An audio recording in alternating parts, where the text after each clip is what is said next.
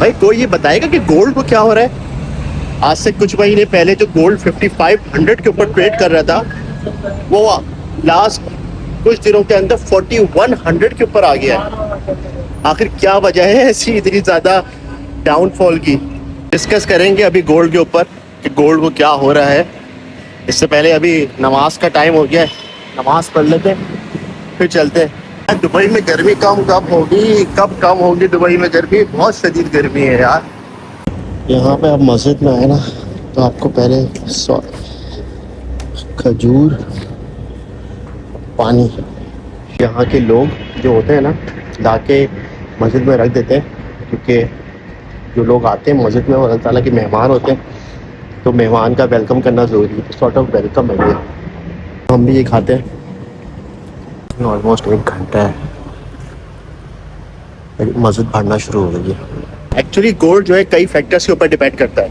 अगर जैसे बात करें कि मार्केट में इकोनॉमी स्टेबल हो रही है सब जगह के ऊपर, क्योंकि वॉर, ईरान और यूएस की जो वॉर है उसका टेंशन ख़त्म हो गया है, काफ़ी कम हो गया है उसका टेंशन। उसके बाद जो है यूएस डॉलर जो है वो स्ट्रेंथन हो रहा है। जब यूएस डॉलर स्ट्रेंथन होगा तो ऑब्वियसली गोल्ड की प्राइस थोड़ी सी डाउन नीचे जाएगी।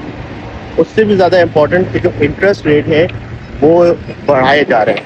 जब इंटरेस्ट रेट बढ़ेगा तो लोग अपना प्रॉफिट गोल्ड में से निकाल के इंटरेस्ट और बैंक में ट्रांसफ़र शुरू कर देंगे रखना।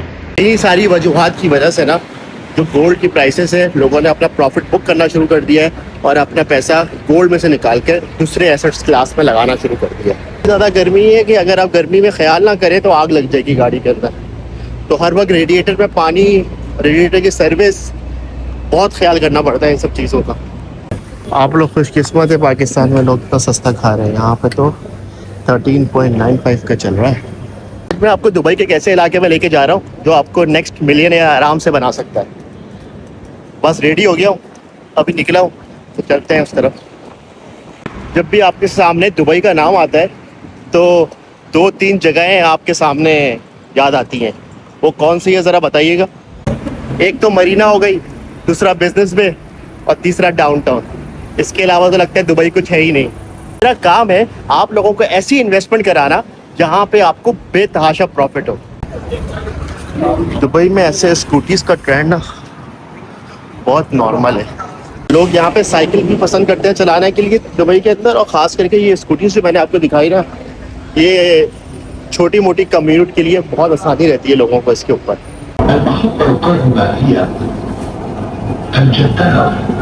The next station is Al Jadaf. जी हाँ, आज मैं मौजूद हूँ अल जद्दाफ के इलाके में। ये वही एरिया है जो मैं हमेशा अपने क्लाइंट और अपने इन्वेस्टर से हमेशा जिसके बारे में बात करता हूँ। ये एरिया आने वाले टाइम में आपको ज़रूर मिलियनेयर बना सकता है। आज हम देखते हैं ऐसा क्यों है। यहाँ पे क्या बिल्डिंग बना दी है भाई।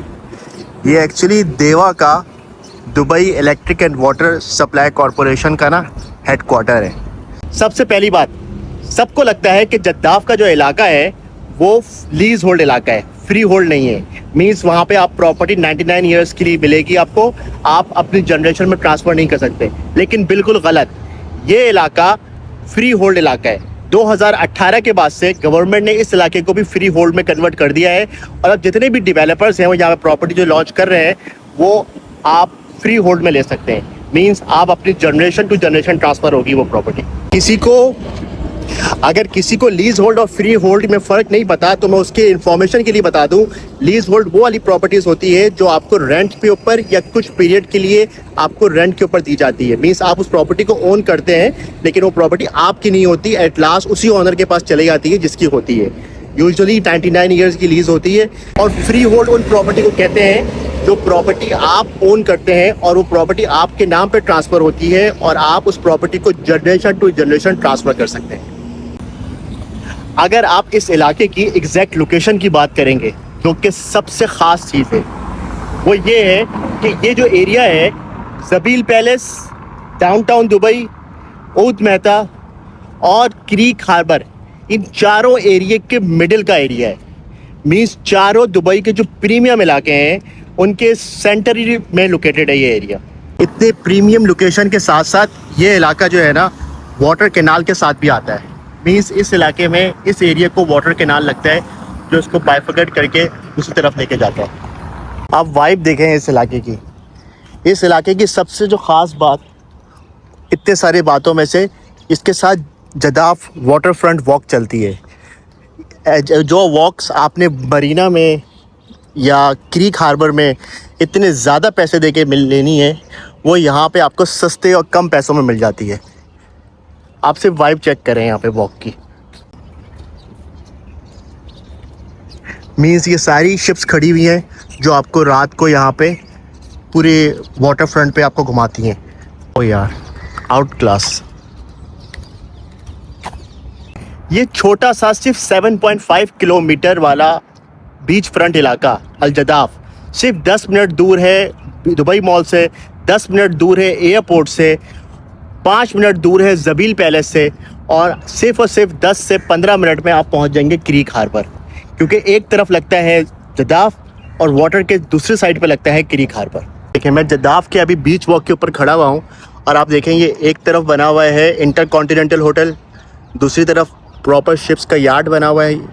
उसके बाद ये जदाफ का सबसे प्रीमियम और सबसे प्राइम टावर D1 टावर, ये D1 टावर है और D1 टावर के साथ साथ प्लाज़ो वर्साची का 5 स्टार होटल है। को प्लाज़ो वर्साची, मैरियट, इंटरकॉन्टिनेंटल, हिल्टन जैसे बड़े बड़े नाम मिलते हैं जो कि आपको सर्विस प्रोवाइड करते हैं होटल्स की। मीन्स आप समझ सकते हैं कि अगर होटल में स्पेस ना मिले या होटल की प्राइसेस ज़्यादा हो तो लोग B&B प्रेफर करेंगे, और B&B रहने के लिए लोगों को क्या चाहिए? अपार्टमेंट। और अपार्टमेंट के प्राइसेस और रेंट यहाँ पे आपको दूसरे इलाकों के मुकाबले में ज़्यादा अच्छा मिलेगा। वाह यार, वाटर कैनाल की क्रॉसिंग के लिए कितने खूबसूरत ब्रिजेस बनाए हुए हैं यहाँ पे। ये देखिए, ये पेडिस्ट्रियन क्रॉसिंग है यहाँ से। आपके एरिया की सबसे ख़ास बात इसकी कनेक्टिविटी है। आप मेरे पीछे देख रहे होंगे, ये जद्दाफ का डेडिकेटेड मेट्रो स्टेशन है जो ऑपरेशनल है, और यहाँ पे सारा ट्रैफिक जो जद्दाफ का होता है वो मेट्रो स्टेशन से एक्सेस करता है। तो मीन्स जिस एरिया के ऊपर मेट्रो स्टेशन होता है, आपको खुद ही अंदाज़ा होता है कि वहाँ के ऊपर आपकी एक्सेसिबिलिटी आसान हो जाती है, रेंट अच्छा मिलता है, प्राइसेस बढ़ती हैं, और इस एरिया की डेवलपमेंट इतनी तेज़ी से हो रही है कि आने वाले टाइम में ये एरिया बहुत ज़्यादा प्रॉफिट दे सकता है। जितने भी लोग इस एरिया को एक्सेस करते हैं वो सारे के सारे इस मेट्रो स्टेशन को यूज़ करते हैं। रोड का नेटवर्क भी यहाँ पे प्रॉपर्ली अवेलेबल है। आप यहाँ पे देख रहे होंगे रोड का इंफ्रास्ट्रक्चर दुबई के सब इलाकों में है, वैसे ही इस इलाकों में भी, इन इलाकों में भी है। इसके साथ साथ ये जो इलाका है प्रॉपर लगता है अलखेल रोड के साथ। अलखेल रोड शेख जायद रोड का पैरेलल रोड है और सबसे बहुत ज़्यादा बिजीएस्ट रोड है वो इलाका। तो आपको एक्सेसिबिलिटी हर जगह से आसानी से रहेगी इस इलाके के ऊपर।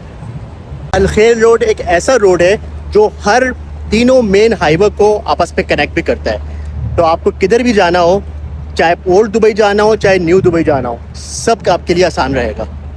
देख रहे होंगे मैं यहाँ पे अभी उस तरफ चल रहा था, उससे चलते चलते अलखेल रोड के ऊपर आ गया, और यहाँ पे देखिए आप, यहाँ से भी आपको बिल्डिंग्स की कंस्ट्रक्शन कितनी तेज़ी से हो रही है वो आपको नज़र आएगी। वाह, यही है दुबई के मज़े। यहाँ पे रहना है तो बाकी चीज़ों को भी पता होना चाहिए। यहाँ पे अगर मैं हॉस्पिटल की बात करूँ तो लतीफ़ा हॉस्पिटल यहाँ पे सबसे बड़ा हॉस्पिटल है।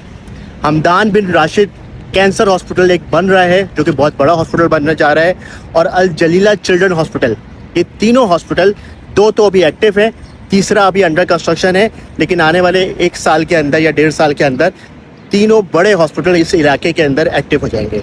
और साथ साथ इस इलाके, इस एरिया के, अल जदाफ के एरिया के बिल्कुल साथ हेल्थ केयर सिटी है। हेल्थ केयर सिटी है ही हॉस्पिटल्स के ऊपर। तो तीनों आपको आसपास जितने भी है सारे बड़े बड़े हॉस्पिटल्स मिलेंगे। जदाफ के इलाके में रहना है तो शॉपिंग भी लाजमी करनी पड़ेगी। शॉपिंग के लिए मैं अगर आपको बताऊँ तो यहाँ पे फेस्टिवल सिटी मॉल मेरे पीछे नज़र आ रहा है आपको। Festival city mall, Oud Mehta पे वाफ़ी मॉल, और इसी तरह दुबई मॉल सिर्फ और सिर्फ 10 मिनट की ड्राइविंग डिस्टेंस के ऊपर यहाँ मौजूद है। मीन्स जो दुबई के प्रीमियम और एग्जेक्टिव मॉल हैं वो सारे इस इलाके से इंटरकनेक्टेड है। तो मेरे पीछे रहल शेप के ऊपर एक बिल्डिंग नज़र आ रही होगी। ये बिल्डिंग मोहम्मद बिन राशिद लाइब्रेरी है जो अरब वर्ल्ड की सबसे बड़ी लाइब्रेरी है, और ये लाइब्रेरी भी जद्दाफ के एरिया के अंदर वाक़ है। अगर अमेनिटीज़ की बात करें इस एरिया के ऊपर तो जद्दाफ के अंदर आपको मिलता है ऐसी लाइब्रेरी, अल वसल क्लब, जबील स्टेडियम, तीनों चीज़ें जो प्रीमियम स्पोर्ट्स की फैसिलिटीज़ हैं और एजुकेशनल फैसिलिटीज़ हैं वो यहाँ के ऊपर मौजूद है। साथ parks, cactus park, Jaddaf waterfront walk, hotels, restaurants, cafes की यहाँ तो भरमार है। जदाफ के इलाके में फैमिलीज़ रहेंगी तो उनको ऑब्वियसली उनके बच्चों को स्कूल भी जाना होगा। तो अभी यहाँ पे Swiss international scientific school operational है जो कि काम कर रहा है, लेकिन आने वाले टाइम में जैसे जैसे इस एरिया के अंदर पॉपुलेशन बढ़ेगी तो और बहुत सारे स्कूल्स यहाँ पे अपकमिंग डेज में आने वाले हैं। ये सारी लेबर फोर्स की भी छुट्टी हो रही है, उनकी बस आई हुई है और ये सब घर जाने के लिए वेट कर रहे हैं।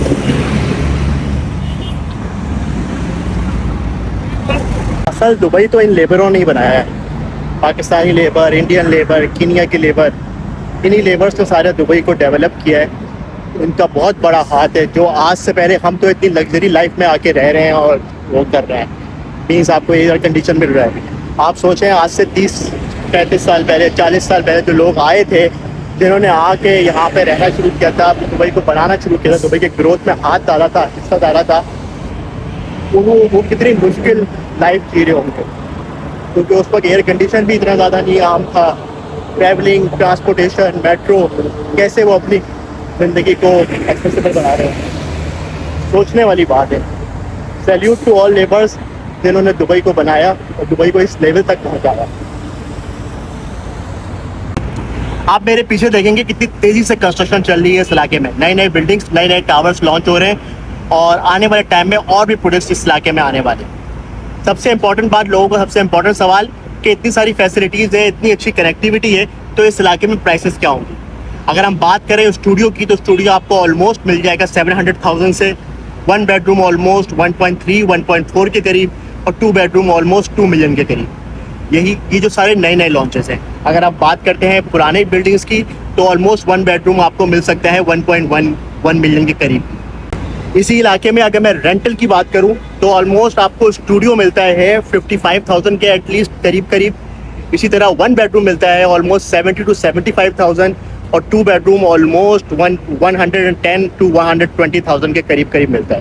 इलाका मेनली टूरिस्ट इलाका है, तो आप सोच सकते हैं कि जो लोग यहाँ के ऊपर रहने के लिए आएंगे होटलों के ऊपर, और होटलों का रेंट अगर आप कंपेयर करेंगे B&B के अपार्टमेंट से तो B&B में कितने अच्छा रेट आपको मिल सकता है, क्योंकि होटल तो कहीं नहीं जाने वाला, होटल तो फिक्स एसेट है। और जो आपके अपार्टमेंट होंगे उनकी प्राइसेस भी बढ़ रही होगी और उस पर रेंट भी अच्छा मिल रहा होगा कंपेयर टू बाकी इलाकों के, क्योंकि ये इलाका जो है downtown, festival city mall, Oud Metha, Bur Dubai, सबसे नियरेस्ट इलाका है, ये बिल्कुल मेन के ऊपर है। मेहनत करके ना प्यास लग गई है, कोई जूस या पानी का बोतल पकड़ते हैं।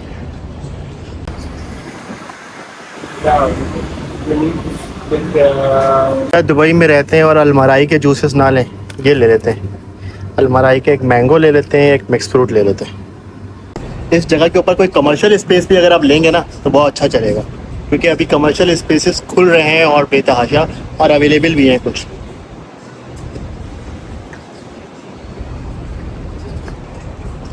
रिफ्रेशिंग होता है यार अलमराई का जूस हमेशा।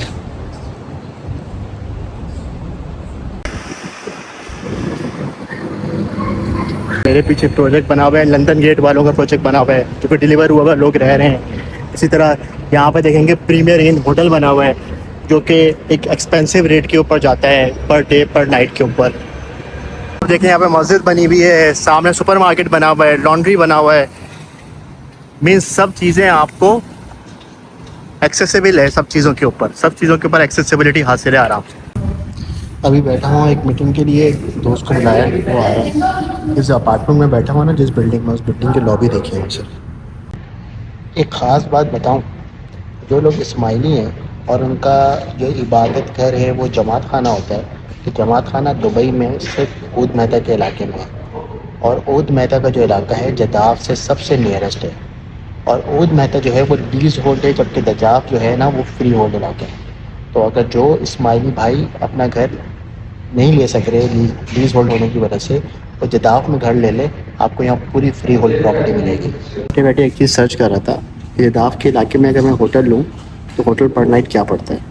देखें, मैंने पीक डेज़ के ऊपर होटल लगाया है अक्टूबर के महीने में, अक्टूबर के महीने में अगर मैं होटल लूँगा तो होटल का रेंट्स क्या पड़ रहा है?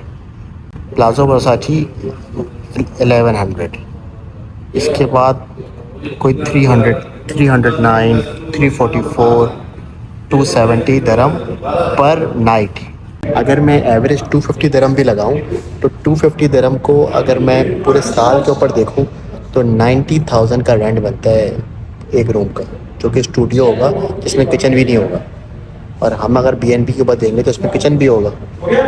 सी यहाँ पे छोटे छोटे बच्चे ना ऐसी स्कूटीज और इलेक्ट्रिक बाइक चला रहे होते हैं। इस कम्युनिटी की आपको रोड की वाइब दूँ ना, बहुत ही रिलैक्सेशन माहौल है, बहुत ही क्राउडेड स्पेस नहीं है बाकी जगहों की तरह कि बहुत ज़्यादा लोग रह रहे हों हर जगह के ऊपर और हर जगह ट्रैफिक हो, क्योंकि ये एरिया अभी डेवलपमेंट फेज के ऊपर है, अभी डेवलप हो रहा है ये एरिया। और शॉप्स बनी हुई हैं, मार्ट्स बने हुए हैं, पार्किंग की प्रॉपर स्पेस, मार्किंग, रोड का इंफ्रास्ट्रक्चर, सब चीज़ें अवेलेबल हैं प्रॉपर यहाँ पे। चलो भाई हम भी रोड क्रॉस कर लें।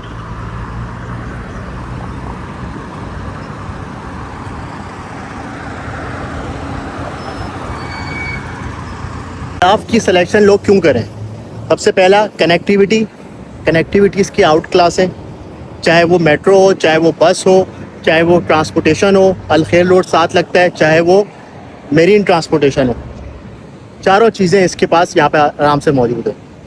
इसके साथ साथ अगर बात करें यहाँ पे इसकी लोकेशन की, मिडिल और सेंटर में है लोकेटेड जदाफ का एरिया। क्रीक हार्बर हो, बिजनेस बे हो, ऊद मेहता हो, आपका सारे के बीच में यहाँ पे लगता है, जबील पैलेस के बिल्कुल बराबर में। थर्डली, यहाँ पे क्यों इन्वेस्टमेंट की जाए? यहाँ पर जदाफ के इलाके में इसलिए इन्वेस्टमेंट की जाए क्योंकि ये इलाका जो है ग्रोइंग इलाका है, यहाँ पे अभी डेवलपमेंट फेज पे चल रही है चीज़ें, तो जितनी चीज़ें आगे ग्रो होंगी उतनी प्राइसेस बढ़ेगी। लास्ट बट नॉट लीस्ट के यहाँ पे क्रीक व्यू भी है, वाटर कैनाल अवेलेबल है, जो कि प्राइस एप्रिसिएशन की गारंटीड होता है। चारों पांचों पॉइंट जो एक इन्वेस्टमेंट के लिए चाहिए होता है किसी भी प्रॉपर्टी को देखने के लिए, वो सारे इसको टिक करते हैं। ओए होए होए होए होए होए, क्या ही बात है। दुबई में ये गाड़ियाँ नॉर्मल है भाई, नॉर्मल।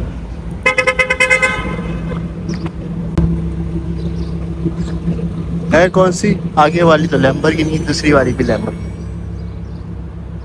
तो ये एक छोटा सा था डिटेल्ड ओवरव्यू जदाफ के एरिया का, कि जदाफ के एरिया में आपको इन्वेस्टमेंट क्यों करनी चाहिए।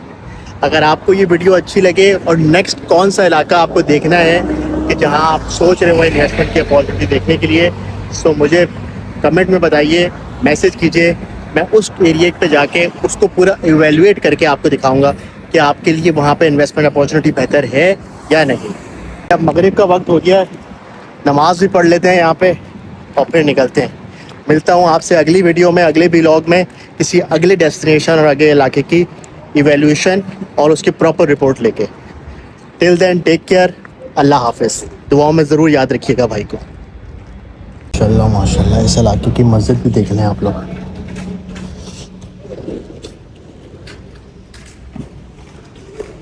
सुभान अल्लाह।